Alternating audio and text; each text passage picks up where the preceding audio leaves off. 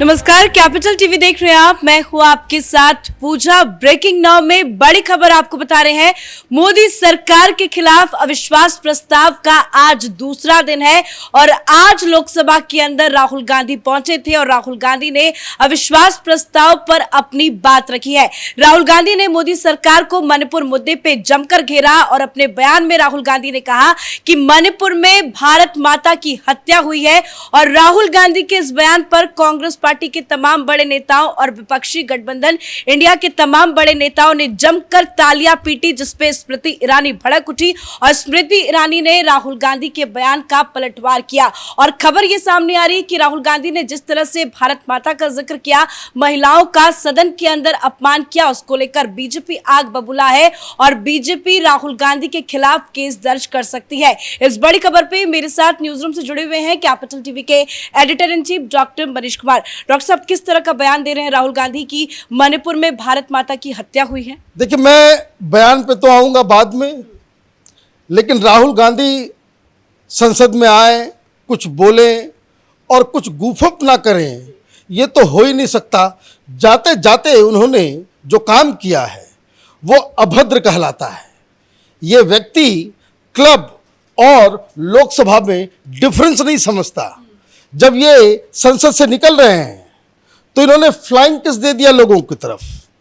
अब इस मसले को स्मृति ईरानी ने उठा लिया।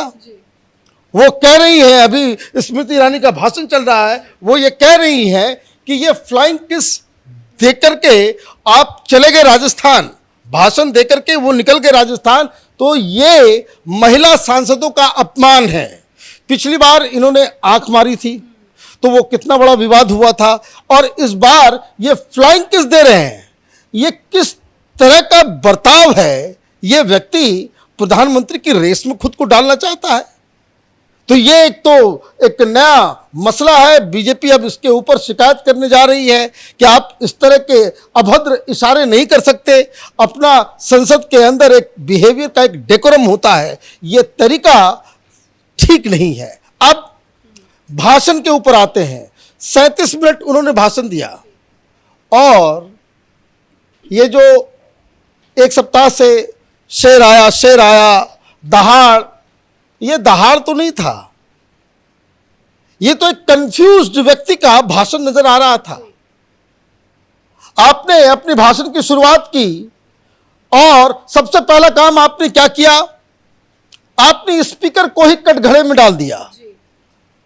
आपने कह दिया कि पिछली बार जब हमने भाषण दिया था और अडानी अंबानी का हमने नाम लिया था, तो अडानी के नाम की वजह से आपके बॉस को दिक्कत हो गई, आपके बॉस को दिक्कत हो गई तो आपको भी पीड़ा हो गई। उस वजह से अगर आपको दुख पहुंचा तो उसके लिए मैं माफी मांगता हूं। भाई, आप स्वतंत्र हैं, आप बोले। आपके अडानी बोलने से, आपके प्रधानमंत्री के ऊपर हमला करने से क्या फर्क पड़ने वाला? जवाब तो मिल गया। अब उन्होंने कहा कि भाई देखिए कि आज हम अडानी के बारे में बात नहीं करेंगे, और आखिर का जो उनका हिस्सा रहा भाषण का, वो अडानी ही सिर्फ रहा, सिर्फ अडानी। और आपने अपने पॉलिटिकल अपोनेंट के ऊपर किस तरह का हमला किया। आप कह रहे हो कि प्रधानमंत्री मोदी रावण है। रावण जो है वो दो ही व्यक्ति की बात सुनता था, मेघनाद और कुंभकर्ण। आपने अमित शाह और अडानी का नाम लिया कि प्रधानमंत्री जो है वो रावण है और कुंभकर्ण और मेघनाद जो है वो अमित शाह और अडानी है। भाई, ये किस तरह की भाषा है? ये किस तरह का हमला? ये पॉलिटिक्स है।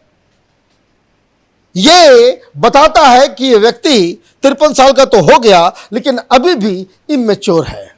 जिस तरह से फ्लाइंग किस देना, जिस तरह से महिलाओं का अपमान करना, जिस तरीके से आप ये देखिए, आपको भाषा की कोई मर्यादा नहीं है। आप कह रहे हो कि भारत टूट गया, नाम आपने रख रखा है INDIA, और आप कह रहे हो कि मणिपुर जो है वो टूट गया, वो भारत की मौत हो गई वहां पे। साफ कह रहे हैं कि भारत माता की हत्या हो गई। ये आप ये समझिए, कोई नौशिक्षा भी ये बात नहीं कहेगा।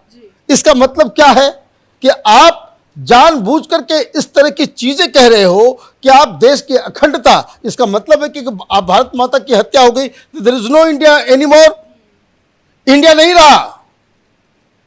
और आप ये कह रहे हो कि मणिपुर को आपने बांट दिया, वो हिंदुस्तान के साथ नहीं है। इस तरह की बात आप लोकसभा के अंदर करोगे तो आप स्मृति ईरानी ने बिल्कुल सही जवाब दिया कि भाई आपका एक सांसद है, आपकी उस गठबंधन का, डीएमके की पार्टी का, जिसने वो बताया कि भाई इंडिया का मतलब नॉर्थ इंडिया होता है, तो उसके खिलाफ आप कुछ बोलोगे? नहीं बोला आपने। और उन्होंने गजब गजब कहानी सुनानी शुरू कर दी। अपना प्रचार ज्यादा कर रहे थे, भारत जोड़ो यात्रा का जिक्र ज्यादा हुआ।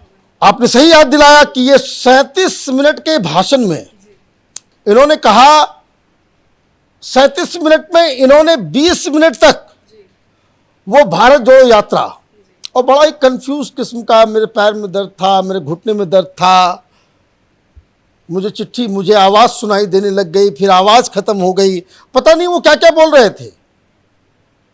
और उन्होंने कहा कि हिंदुस्तान आवाज है, हिंदुस्तान एक आवाज है। भाई हिंदुस्तान एक देश है, India is a country not a voice. आप किस तरह का फिलॉसफी दे रहे हो? आज मैं दिल की बात करूंगा, दिमाग से बात नहीं करूंगा। लेकिन कह रहे थे 1-2 गोले जरूर मारूंगा। भाई एक गोले कहाँ है? ये मिसफायर कर गया, या आपने फ्लाइंग किस करके जो निकल गए वो मिसफायर हो गया। हालांकि स्मृति ईरानी ने भारत जोड़ो का भी जवाब दिया। उन्होंने कहा कि मैं कश्मीर तक गया, वहां पे रहा, लोगों से बातचीत की, तो स्मृति ईरानी ने कहा कि आप कश्मीर जाके बर्फ के गोले के साथ खेल रहे थे, वो भी बीजेपी सरकार की ही देन। देखिए, मैं ये कह रहा हूं, राहुल गांधी की पूरा वक्तव्य है वो मिसप्लेस्ड है। मिसप्लेस्ड किस लिए है? राजनीतिक तौर पे उसको समझना जरूरी है। वो ये कि आप बता रहे हो कि मणिपुर में ये प्रॉब्लम है, आप बता रहे हो कि हिंदुस्तान में ये प्रॉब्लम है, आप भारत जोड़ो यात्रा में गए तो किसानों की आवाज सुन रहे हैं, तो उसकी आवाज सुन रहे हैं, सबकी आवाज आपने सुन लिया।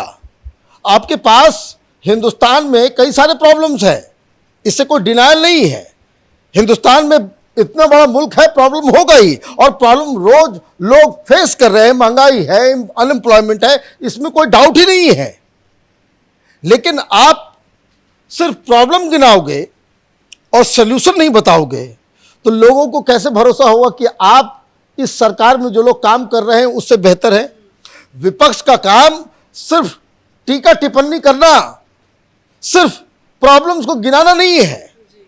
You can govern better than this dispensation, ये कन्विंस करना होता है। ये मौका था आपके पास कि प्रधानमंत्री मोदी की सरकार के द्वारा क्या क्या कमियां हैं, क्या किन किन नीतियों में क्या क्या गड़बड़ियां हैं, वो आप बताते, और कैसे इसको सुधारा जा सकता है वो आप एक ब्लूप्रिंट देते। आपके पास हिंदुस्तान को आगे ले जाने का, बेहतर बनाने का कोई ब्लूप्रिंट है? नहीं। आप एक नौसिखिए की तरह, जिस तरह से इनका ट्विटर हैंडल चलता है, शेर आया तो गीदड़ है कोई तो दहाड़ मारेंगे, ये सारी बातें आपने कर दी, और लास्ट में आपने फ्लाइंग किस देते हुए आप वहां से निकल गए। ऐसा लग रहा है कि किसी क्लब में गए। ये कांग्रेस पार्टी की कोई मीटिंग तो नहीं है, ये लोकसभा है। For God sake you must understand the gravity कि आप इतना बवाल मचा करके आए, आपके पास कोई नोट नहीं, कोई आंकड़े नहीं, बताने के लिए कुछ नहीं। तो मैं कन्याकुमारी से कश्मीर गया, पता नहीं क्या क्या वो बोल के चले गए। एक आखिरी सवाल मेरा आपसे, जिस तरह से राहुल गांधी ने आज लोकसभा के अंदर बयानबाजी की है, क्या उसका समर्थन ये विपक्ष के सारे नेता करेंगे? मुझे तो एक सवाल बस पूछना है तमाम विपक्ष से। आपका सबसे बड़ा नेता भाषण देकर के चला गया, सरकार के सामने what are the important questions ही पोज्ड? क्या सरकार के सामने इसने कोई सवाल ऐसे रखे? तो कुंभकर्ण, तो रावण, तो अहंकार, तो आवाज, पता नहीं क्या क्या ये बोल के चले गए। कोई प्रिपरेशन नहीं था, भाषण की कोई तैयारी नहीं थी, और आप भाषण दिए और वहां से आप वहां से चले गए। तो ये इतने दिनों की तैयारी कांग्रेस पार्टी की, उसको कहते हैं भाई सब कुछ गुड़ गोबर कर दिया। खत्म करके जो है वो राजस्थान की ओर चले गए। He is a reluctant politician जो अपनी जिम्मेदारी अभी तक समझ नहीं पाया है कि being the face of the position उसकी रिस्पॉन्सिबिलिटी क्या है, उसकी जिम्मेदारी क्या है। आप इस तरीके से आप भाषण दे दे और बस तमाम साइकोफेंट्स कांग्रेस पार्टी के बहुत हिला दिया आपने, गजब कर दिया। अब आप देखिए शाम में अमित शाह का भाषण होगा, जिस तरीके से उनको क्रिटिसिज्म झेलना होगा, जो अटैक जो बीजेपी कर रही है उसको संभालते ये तमाम जो INDI वाले जो हैं वो परेशान अपने अपने घरों में जो है वो माथा पीट रहे हों। धन्यवाद अपडेट के लिए। तो अविश्वास प्रस्ताव पर चर्चा का आज दूसरा दिन है। हालांकि कल ही राहुल गांधी के बोलने की खबर आई थी, लेकिन लगता है राहुल गांधी कल तैयार नहीं थे। आज पूरी तैयारी के साथ लोकसभा के अंदर पहुंचे थे, जिसमें उन्होंने मणिपुर का जिक्र किया और मोदी सरकार को जमकर घेरा। पर अपने ही बयान में एक बार फिर से राहुल गांधी घिर चुके हैं, जिसको लेकर बीजेपी हमलावर है। कुछ ही देर के बाद निर्मला सीतारमण भी सदन के अंदर बोलेगी। उसके बाद आज अमित शाह शाम 4 बजे मणिपुर पर जवाब देंगे। इस बड़ी खबर में मेरे साथ फिलहाल इतना ही। कैमरा पर्सन रवि के साथ मैं पूजा, कैपिटल टीवी।